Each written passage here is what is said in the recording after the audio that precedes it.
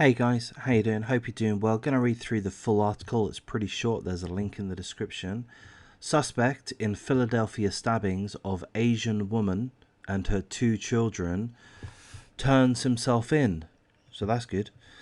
A man has turned himself in for allegedly stabbing a woman and 2 boys of Asian descent in Philadelphia over the weekend. The triple stabbing reportedly occurred on the 3200 block of North Street in Philadelphia's Mayfair neighborhood at around 2 p.m. on Sunday. Officers said that a 37-year-old woman was stabbed several times throughout her body. A 15-year-old boy was stabbed twice in the head. The third victim, a 10-year-old boy, was reportedly stabbed in the head and the leg. The victims were rushed to Frankfurt Torresdale Hospital. The woman was placed in critical condition, while the 2 minors were said to be in stable condition.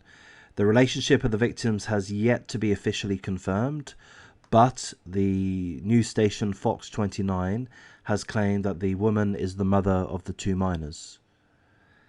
The man who turned himself in for the alleged triple stabbing was reportedly brought to the hospital to be identified by the victims. It is still unclear whether the incident was racially motivated. Authorities are actively investigating the attack. So there we go. That's really the article. The article also tells us that there has been an increase in violent crimes in Philadelphia, 3.29%. I mean, which isn't arguably that significant. It's an increase, but not a huge increase. However, anti-Asian hate crime incidents within Philadelphia have gone up an average of 342%. Sorry, not specifically in Philadelphia, but across several major US cities. Anti-Asian hate crime incidents reportedly went up an average of 342% in several major US cities from 2020 to 2021. COVID is being blamed for being the reason. So there we go. So, yeah, it was a shocking situation. A woman and potentially her 2 children were walking down the street, minding their own business, and they each get stabbed. The children get stabbed in the head.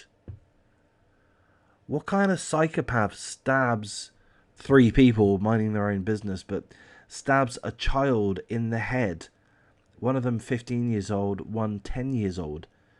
What an absolute fucking psycho, pardon my French. And seemingly, this is a hate crime. Seemingly, they were attacked because they are of Asian descent. And we have seen this a lot, haven't we? We've seen lots of articles, videos. Am I allowed to say that I believe all of the culprits have been black? Am I allowed to say that? I should probably not say all, but, you know, most. The ones that I can think of, the incidents that I can think of that I've seen over the last, let's say, year, in which various attacks have occurred on Asians minding their own business in a public area, just walking down the street. Not even just Asians, some Jewish folk too.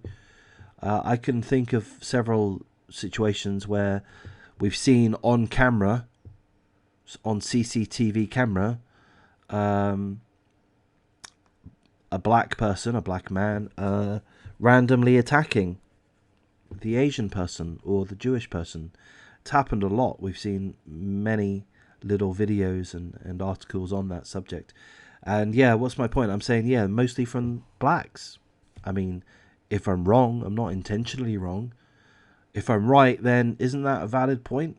Seems to be. I mean, if we're going to be discussing hate crime in regards to race, you know, a racially motivated crime is a hate crime. If that's what we're discussing, which we are, and that is a thing in most Western nations, I believe, and in America, I believe hate crimes, racially motivated hate crimes, are taken extremely seriously, as they are in the United Kingdom and other places, probably most other places in Western nations. So if we're to be talking about that subject, then surely it's reasonable to mention the race of the culprits. And we're not being provided that information within this article. We're not being provided with any information in regards to this article, despite the fact that the suspect has turned himself in.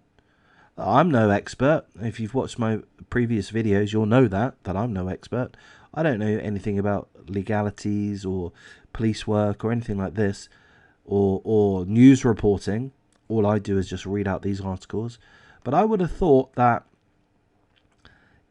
if someone turns themselves in, that their details would be made available by the police. I would have thought. At least, if not their full details, partial details. I mean, that's what I would have thought. And I would have thought mentioning the gender, race, age of the culprit, of the suspect, would be standard information to be released. And if it were to be released, for that to be standard information, that would be reported. So I am thinking, honestly, my honest thoughts, and I could be entirely wrong with this, I could be entirely wrong, but my thoughts are that I'm a little bit annoyed that, because I think that the police would have released that information to the reporters, and that the reporters have purposely chosen, for this reason, that reason, I don't know why, not to make such information in regards to the race, gender, age of the suspect public. I bet I could guess the race of the person. I bet I could guess it. I bet you could guess it. Why is it being hidden? Why can't we talk about facts? I don't get it. What's wrong with talking about facts? Anyway, look, there's my video. I've not tried to be offensive. I'm sure some people will find offense in what I've said or suggested. I'm sure some people will. But people are really fucking good at finding offense nowadays. All I'm trying to do is, I like to have honest conversation, and I like to have the ability, myself and other people, to have the ability to discuss topics openly and honestly. You know, if things are going to be better understood in a bid for things to be improved, then surely you have to have open and honest conversation. That would be my belief. Perhaps you agree. Hopefully you do. If you don't, you know, perhaps this isn't the right channel for you. So how can you have open and honest discussion in a bid to make improvements in this situation or that situation, and here in the situation being attacks on, you know, hate crimes, racially motivated hate crimes, let's say specifically against those of Asian descent? How can we have an honest and open conversation about that if certain details are purposefully withheld? You know, where we're basically, and in so doing, purposefully withholding that information is stunting our ability to discuss that topic if it is chosen to be relevant to some extent. So it's not allowing for open and honest discussion. It's stunting conversation. It's stunting progress, and that's weird and bogus. And there are people at play, I would say, either within the police force or associated authorities, or within the media, or more likely both, that are making these determinations to withhold the ability to discuss these topics in a full way. And, you know, what's that going to lead to? Well, it's going to lead to a lack of progress. It's going to lead to a growth of distrust of everyone, a distrust of the police, distrust of the media, distrust of people of different races, I would think. I mean, if I were an Asian, if I was living in Philadelphia or New York, and if I had been made aware of all of the numerous attacks, random attacks, which included stabbings, you know, hitting people over the head with bricks, sucker punches, all of these kind of things, severe beatings, you know, which has led for people to have died as a result of these incidences. Most recently, perhaps, having feces smeared into your face. Then you go to the media, and what do you see? You see, pardon my French, half-assed reports which don't provide the full information, and you scratch your head and you think, well, hang on, if the guy handed himself in, if he admitted to it, well, then the police know all the details about that person. And we know that in other articles, we know that the suspect's details are released. We know that. So why aren't they being released now? It's just going to create suspicion and distrust, and rightfully so. So I don't know. I've gone on a ramble. If this has been in any way interesting, please do like, comment, subscribe. Perhaps you'd like to hear me ramble on my other channel, CIS Male. There's a link somewhere around here. Again, well, maybe not. I don't think I've even said. Condolences, of course, to the 3 victims. A 15-year-old boy stabbed twice in the head. A 10-year-old boy also stabbed in the head. The mother, if she is the mother, I presume she is, stabbed multiple times in critical condition. I'm not aware of a GoFundMe. I would hope that there is one. I would feel that they have every right to have a GoFundMe. I feel that not only would they likely have medical bills, extensive medical bills, and you know, I would imagine that the mother's not in a position to work. They're going to have additional expenses, but also I think it's a nice gesture for some people, not everyone, but for some people to make a donation, just to as a tribute, really.